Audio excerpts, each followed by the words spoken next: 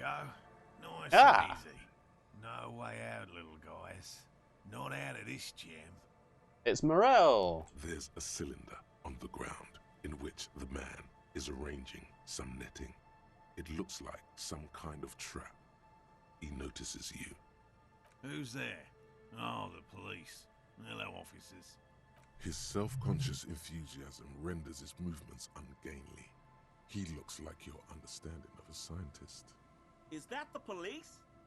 Why are the police here? Gary and Morell. Don't worry, Gary. I'll handle it. You must be Morell, the cryptozoologist. To what do I owe the pleasure? That's sarcasm. He takes no pleasure from your appearance. You don't seem too happy to see the RCM. Lena sent me. She's been really worried about you and is waiting for you to get back. Of course. Thank you for passing along the message. That damn water lock is broken, and we can't go all the way around the 881. So the task is complete. Got 70 XP. Yeah, that was me. I broke the water lock with my motor carriage, but it's fixed now. You can go back. The water lock's been fixed. It was fine when I crossed it. Withhold the whole story. Yeah, he doesn't need to know that I broke it. You know, just keep that on the down low. Oh, good. We should really be getting back. Gary could use a hot shower and a warm bed. Did he say we can go back now? Yes, Gary. We can go soon. If you see Lena, tell her I won't be long. Alright, can do. Sir, your wife is waiting for you. Yeah, Kitsuragi's like, you should go back I now. just have to do one more round. See if the phasmid has taken the bait. Then we go in. He refastens a bit of netting that's come loose in the wind. For all his passion, this man is diligent and patient. You could learn things from him. Time to go into a conversation. Tell me about this phasmid you're looking for. Well, first of all, it's damn difficult to find, which is why we've been knee-deep in the reeds laying traps for it. What makes it so difficult to find? Good question. Being a phasmid of the order Phantasmodea, a ghost insect, it disguises itself as plant matter. In this case, the reeds. Awful lot of reeds around, aren't there? And I suspect it may have also developed other specialised techniques to protect itself from predators or scientists in our present case. What sorts of specialized techniques is the phasmid using to hide itself? It's my hypothesis that it has evolved certain electrochemical defences that allow it to interfere with animal perception, impeding pattern recognition, confusing the visual cortex. But I cannot describe how these defences work, much less how they evolved, without studying a live specimen. A ghost insect, he said? These people are looking for a ghost. It's not necessarily a ghost, it's more like advanced camouflage, technically. If it's interfering with animal perception, it's kind of making itself not be seen. Ghost insects, so you're ghost hunters. No, that is precisely what we're not. We are zoological specialists, looking for an extant species of phasmid. How big is this phasmid? I'm expecting it to be quite giant. One known species of phasmid, called the Megaphasmodea zoensis, is about the size of a grown man's forearm. So, He leaves the conclusion up to you. Seems puny, to be honest. I mean, at the end of the day, it's still a stick insect, isn't it? Why are you so interested in this stick bug? Aren't there more sensational animals out there? typical rookie assumption. Insects are much more sophisticated creatures than those unversed in zoology give them credit for. Even simply catching a glimpse of the Insulindian phasmid would be the apex of of any cryptozoologist's career. But to study it and its defences, find out how it stayed hidden so long. He shakes his head. Would be glory itself. What have you discovered about it so far? Very little, I'm sorry to say. No one's ever captured a specimen, so all our information is based on first and third-hand accounts. So no one's ever found one? Not yet. That's what makes it a cryptid. Just out of curiosity, if there's no proof of its existence, how do you know it's real? Very good question, Kim. I know it's real.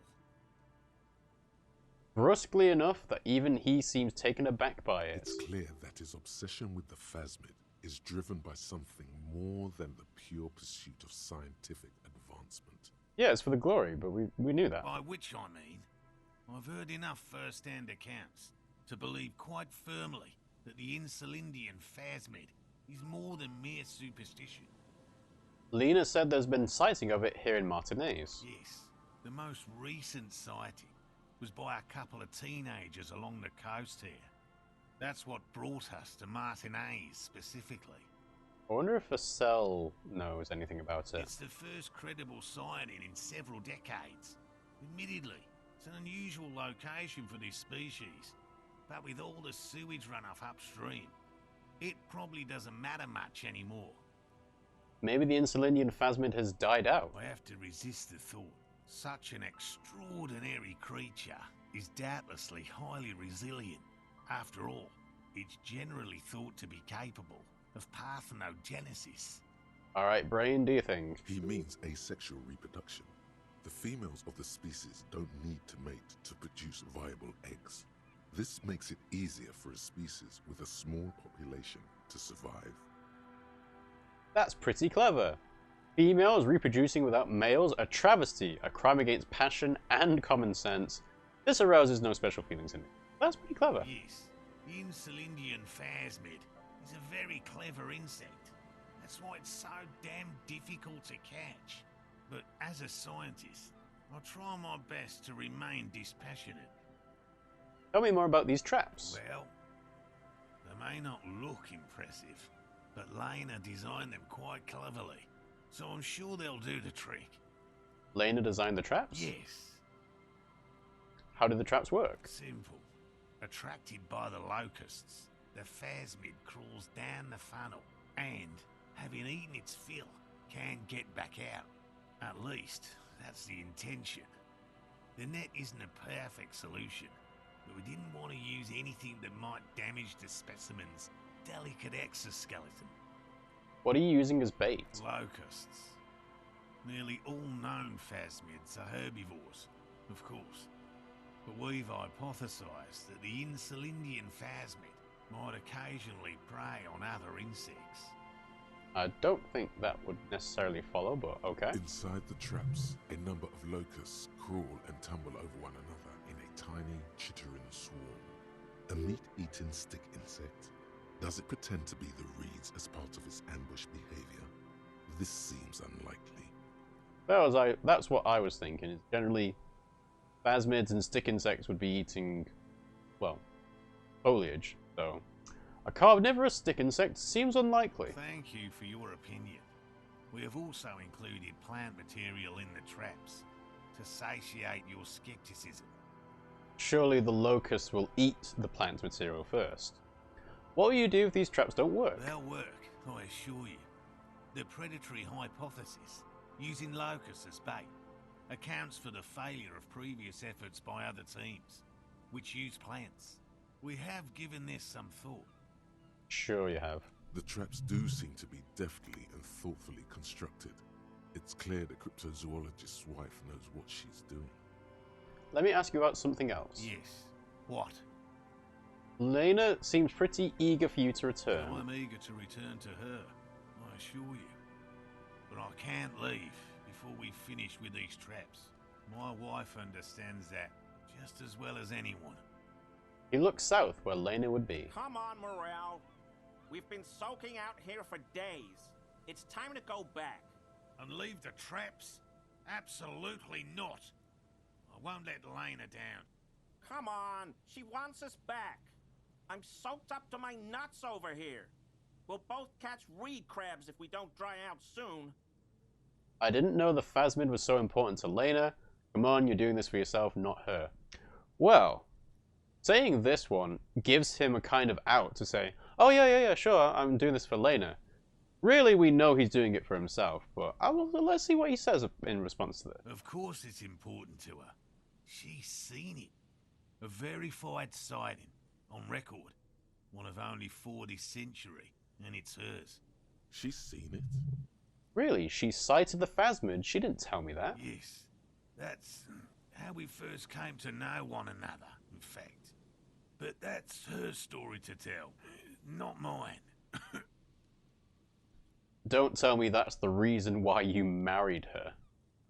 Alright, well I guess we can go back to Lena to ask about it then. Suffice to say, it's long been our dream to find proof of the Insulindian phasmid together. I can't abandon course now. Another cough into his fist this time. You're not really doing it together though if she's not here, right? His spirit may be willing, but his body might be too old to endure the rigors of the coast. Maybe you could go back to the whirling, warm up, come back to check the traps later. I mean, yeah, that's the whole point of a trap, is you set up the trap and then come back later. You should just give up on the bug hunt. I understand, I don't give up on things either. Yeah, check the traps later. No. The traps need to be monitored on a regular schedule. What would we do if the phasmid were to starve while we were sipping tea at the hostel? How long do you think it would take for them to starve, especially considering you're using live bait? He's dead set on this. I could go for some trap setting. What if we checked the traps for you? I didn't expect you to take such an interest in our work here, officer. He looks at you with obvious surprise. Cryptozoology and detective work are very similar. Chaos is my method, I am its scion. I'm all in with this cryptid shit, I'm hooked. I mean, I was going to say cryptozoology and detective work are very similar, because it is kind of, but I'm all in on this cryptid shit. But the bug I see. It's easier to get caught up in the search than you'd imagine. Where are the traps? There are 4 in total. One is to the south, on this little peninsula, by the boathouses there. It's very near. Okay, so south of here. Another we set in Land's End, to the northeast. It's behind a small sand dune there, on your way to the old radio tower, after the church.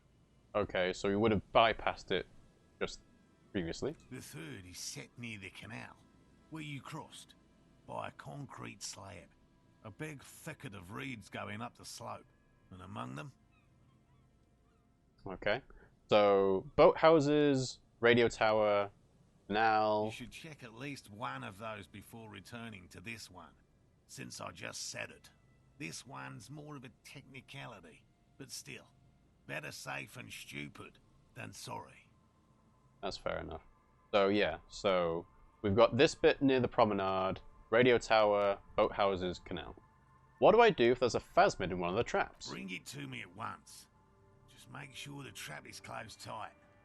He's not comfortable with the possibility that you'll claim the find, but he's lying about this even to himself. Yeah, he doesn't want to have me take all the glory. What if I encounter the phasmid in the wild? That's highly unlikely, officer. But in the event you do, I'll spray you with a pheromone mixture I developed. Whoa, what now? It's made of musk and research chemicals. The pheromone should attract the insect to you, or at least prevent it from bolting at the sight of you. It's quite potent. Will last you about a week. Okay. I have a feeling this is going to cause me to be disliked by other people because of the smell, but lay it on me. Lay it on me thick. Present your armpit. I don't want this, thank you very much. I mean, I'm kind of interested in trying to track down this phasmid, to be honest, so I'll say lay it on me. I don't think lay it on me thick would work, but just lay it on me. Wise choice. He douses you with the odd-smelling spray and then gives you a satisfied nod. This is the smell of dying reeds, of longing crumbling into the water. I hope you're not buying this. He dispenses it without letting you touch the canister, so it would be precious like holy water. It is precious. A single dose cost me 50 real to develop. Not that I expect you to understand self-financing one's own research. He looks at the lieutenant with disdain, then puts the spray back into his pocket. 50 real for a single dose, wow. I'm ready, let's get to it. Right. Which means you two can pack up and go back to the whirling. Finally, someone's talking sense. Thank you for your help. Gary and I will start breaking down camp. If you have any more questions, now's the time to ask. We'll be gone once you get to it. Alright, ask all the If questions. it's more cryptid-related business you want to discuss, you'll have time for that later too. Okay, so I think that's the game telling me that if you're interested in doing this stuff, you can talk to him later about it. But I'm probably going to go and do it anyway. What about his eager-to-leave friend Gary there? Talk to him too, perhaps. Will do. How did you become a I've cryptozoologist? just always liked animals and puzzles. Searching for cryptids is a bit of both. So you're living out your childhood dream out here? Why not just be a zoologist? Real animals can be puzzling too. Have you ever discovered a cryptid? Thanks for explaining something else. Childhood dream. It's not child's play. Just because I have to traipse through the mud every so often.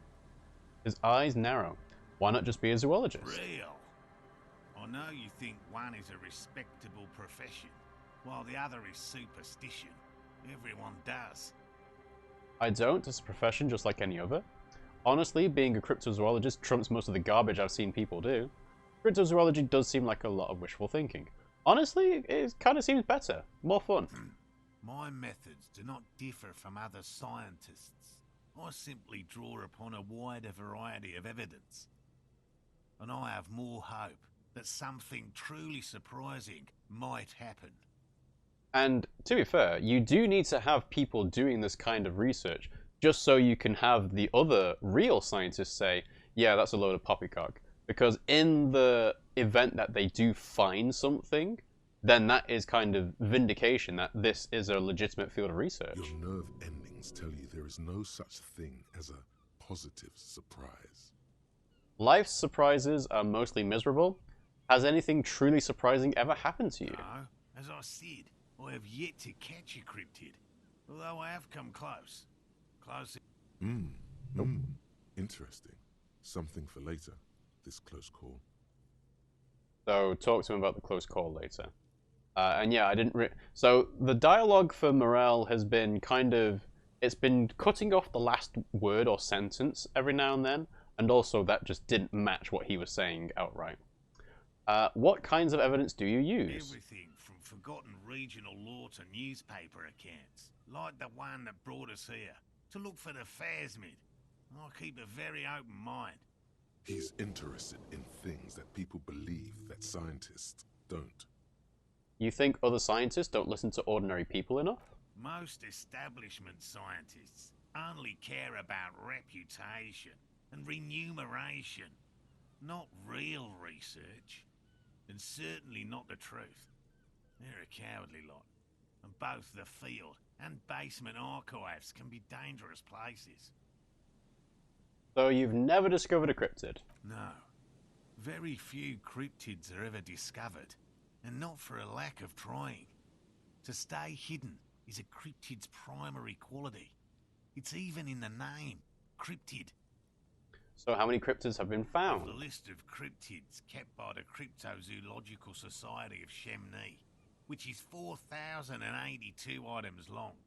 About 2,000 have been confirmed as hoaxes. So half of them have not been confirmed at all. 2 are categorized as confirmed discoveries.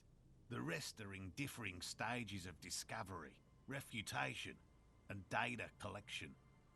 Only 2 have been proven to be real? Yes, the Chateau Quan forest pygmy, who turned out to be an extinct species of primate, and a cave salamander from Hugo Grad, who is, honestly, quite unremarkable.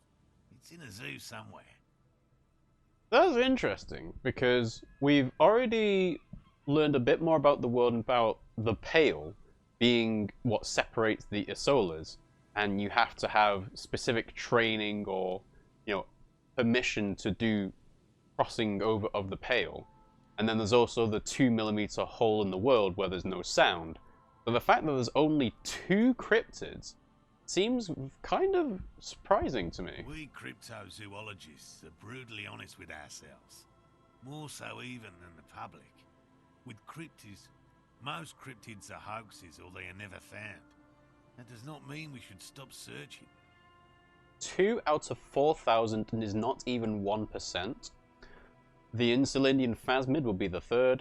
I don't even know what to say. That's a small number of discoveries. That is a small number of discoveries. I think we need to emphasize the fact that it's not even 1%. In fact, it is 0.05%. Ever more magnificent, should our search contribute to making that number 0.075%. He has clearly done his math on this. There is no surprising him or swaying his opinion. Thanks for explaining. Now about something else. Yes? Let's talk about specific cryptids. All right. What cryptids precisely? I usually discuss these things with specialists, so I don't know what... We would have to discuss. He wants to say, but decides against it, since you've offered to help. Which cryptid did you almost catch? You said before that you almost caught A one. willow person. It's a long story. One non-specialist would find rather dull. I've got time. Willow people, not at all. What are willow people? They're not people, really. Some argue they aren't really animals, as they seem to have evolved directly from trees. He says it in a self-explanatory, everyday manner. They're very, very thin, almost flat in fact, and can camouflage themselves easily, wrapping themselves around trees and blending in with the tree bark. In that way, they're not too dissimilar from the phasmid we're looking for here. Wait, so I may have seen these willow people without knowing it? How did you almost catch one? I might have seen them without knowing it? You probably have. How did you almost catch one? Harry and I painted an entire grove's worth of trees in slow-drying paints. It was a bright lavender colour. I was hoping one of the willow people would get paint on it and not be able to camouflage itself. After waiting in hiding for hours, I saw a figure slip from one of the trees, a lavender shadow, dashing through the grove. And I then? chased it with a net. Not very elegant. You can't be elegant in the field. And, well, it was faster than me. A lavender shadow. He smirked. I know you think we were snacking on funny mushrooms. It's easier to mock someone and to admit that the world might be more interesting than you've imagined. That is very true and very commendable. Furthermore, I'm not saying it was a confirmed sighting. I'm painfully aware of what goes into verifying such things. There is a serious possibility that I saw a squirrel or a trick of the light. I am my own harshest critic.